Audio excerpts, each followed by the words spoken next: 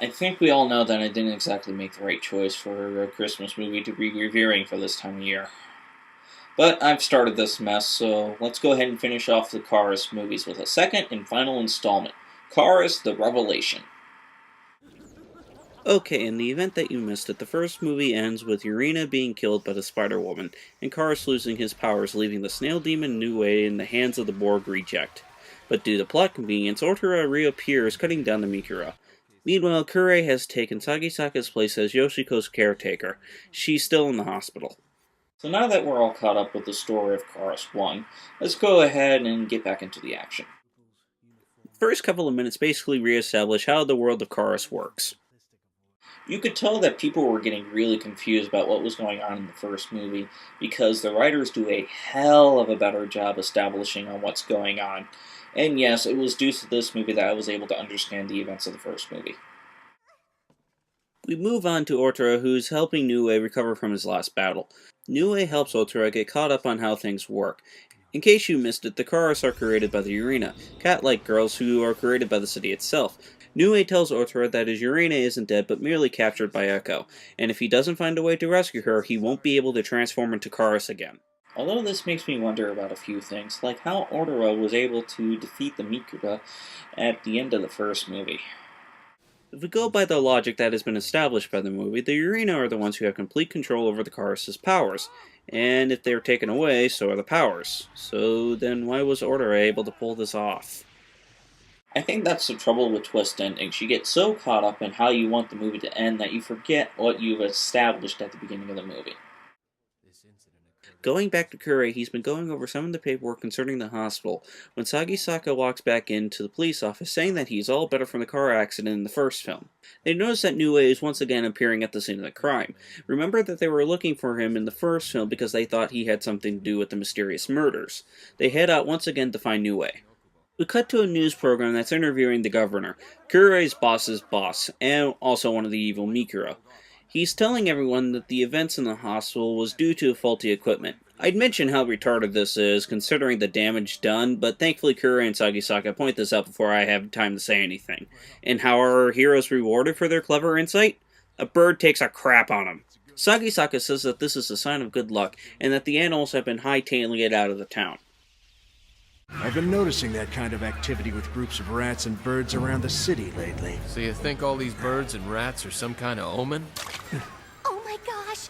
Come! Son of a... Okay, this girl's identity was bothering the absolute hell out of me in the first movie, so I'll go ahead and just reveal right now that she's another Cars from another nameless town, and she's really just here to visit, and that's it. She doesn't contribute anything to the story at all, but I'm getting ahead of myself.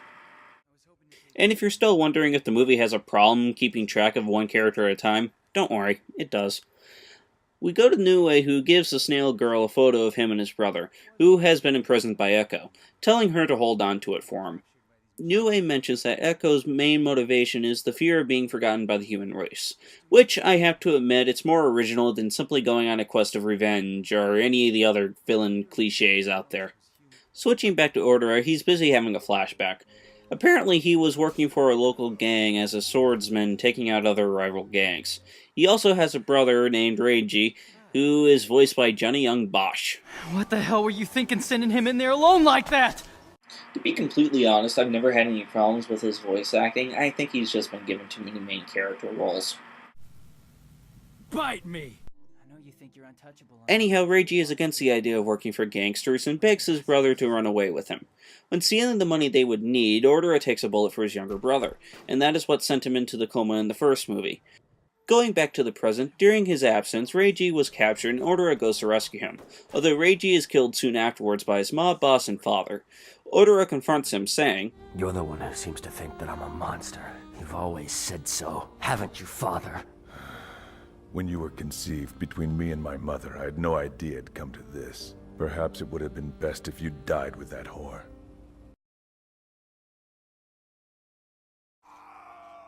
Ordera kills him soon afterwards, and rightfully so. The gang members retaliate by firing 4 rocket launchers at Ordera. Seriously, there are 4 of them. Can you say overkill? Very good. But before being blown to bits, he is saved by the female Karis, who finally says she's here to watch the fight between him and Echo. Irina comes out to say basically the same thing that Nue said about his Urina still being alive. Speaking of Nue, he breaks into Echo's hideout where the Spider-Woman is there waiting for him. They have a short fight, but Nue is still defeated due to a cheap blow. He wakes up in an area where the Urinas are being held. Nue tries once again to kill Echo, but fails. Again. Echo then has another villain's speech and combines his power of being a Karis with the powers of a Mikura. And it grants him the power to summon this giant eyeball thing that looks exactly like the floating eyeball from Giant Robo. This is actually what Nue's brother has become, and Echo was waiting for Nue to arrive so the two brothers can combine into an ultimate weapon of sorts. After disposing of Nue, Echo then throws the Spider-Woman into the mix.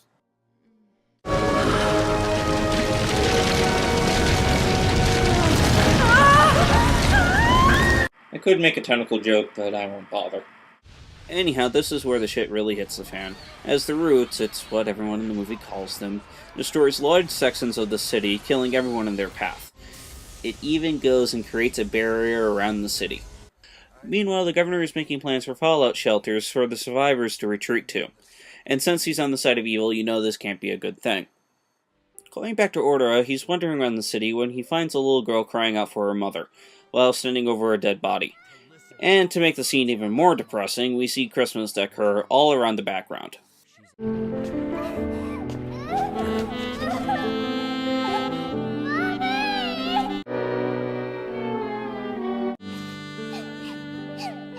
Mister, you're hurt. Hey, it's okay. I don't feel pain. Hold on, is that a Starbucks in the background? Holy cow, it is, or at least something very similar to it. I mean, look at the logo. Oh god. Starbucks has been destroyed. This is officially the worst Christmas of all time! God. Going back to the demon hospital, everyone is confused about what side they should be on, because Echo is fighting to make people believe in demons again, but the snail girl reminds everyone that by killing humans, they are killing themselves. This is due to the humans and demons being connected to each other. I really like this aspect of the movie for some reason. It adds a lot more complexity to the demon side of the story. Going back to Sagisaka and Kure, they're running off to make sure that Yoshiko has survived the attack, but when they arrive at the hospital, Yoshiko is okay, but in the hands of their boss. That's why we have